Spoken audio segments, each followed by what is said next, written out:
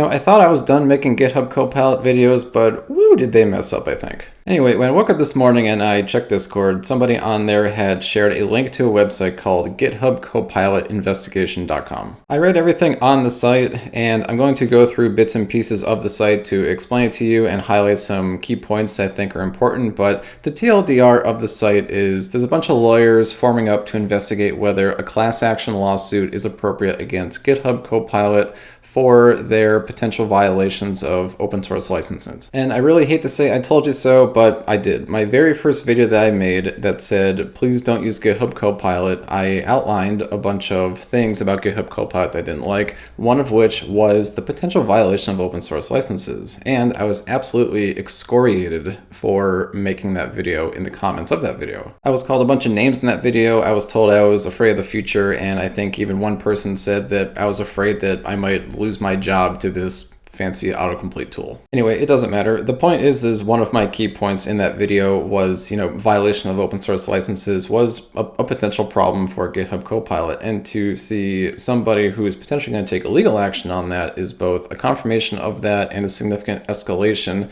in testing whether or not they actually did anything wrong. So the guy who's leading all this, his name is Matthew Butterick. I've never heard of him in my life, but apparently he was a former programmer and designer and also a lawyer.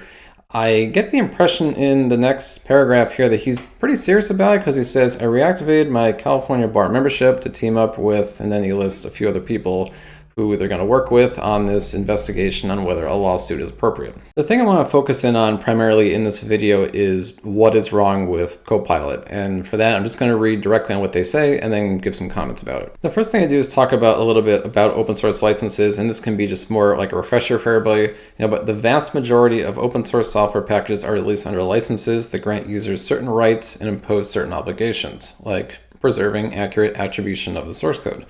These licenses are made possible legally by software authors asserting their copyright in their code. Thus, this is important, those who wish to use open source software have a choice. They must either comply with the obligations imposed by the license or use the code subject to the license exception, e.g. fair use under copyright law. The only thing I really want to say on this is that we often forget that these restrictions or licenses even exist because the vast majority of open source software usage by people ends up being within the terms of the license without people even trying, which is to say they take the software, they use the software, and they don't modify it or remove attribution. So it's pretty clear through some simple research that Microsoft and OpenAI are not using any attributions of any kind. Obviously, they're just delivering snippets and that's kind of it.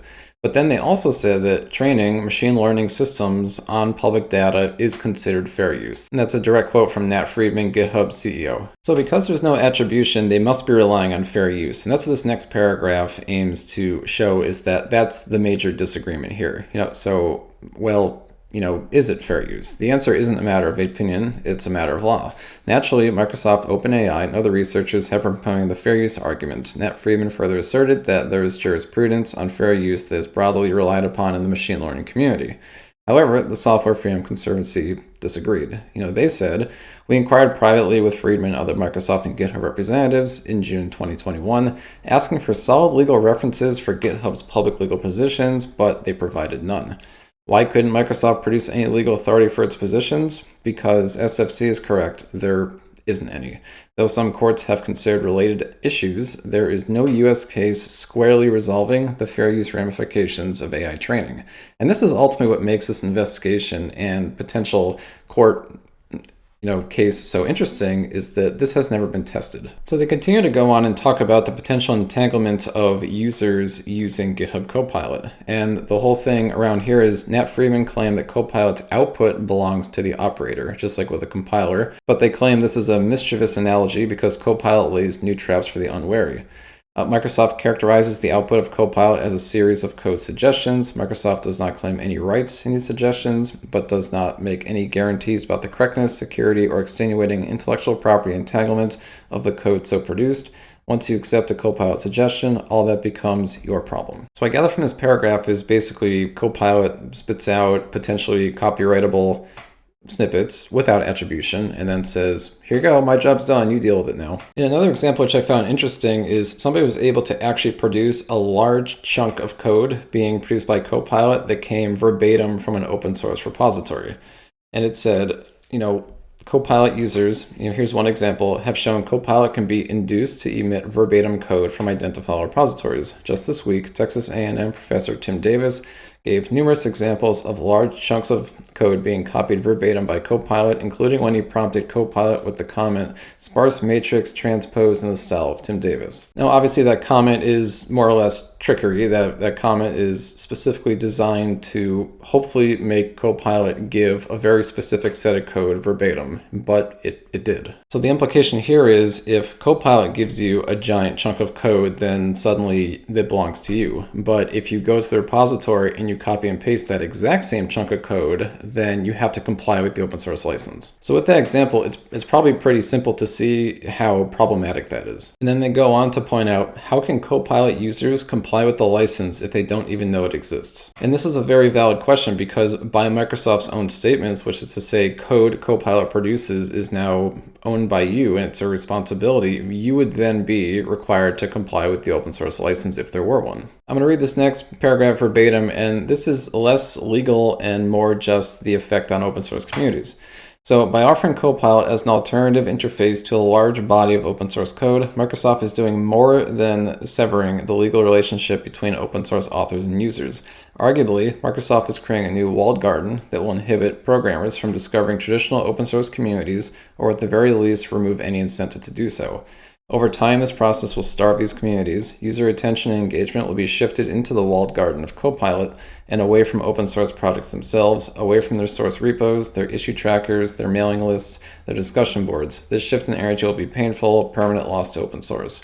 And I completely agree with everything they wrote there. In further examples of damaging open source, they go on to say, Copilot introduces what we might call a more selfish interface to open source software. Just give me what I want.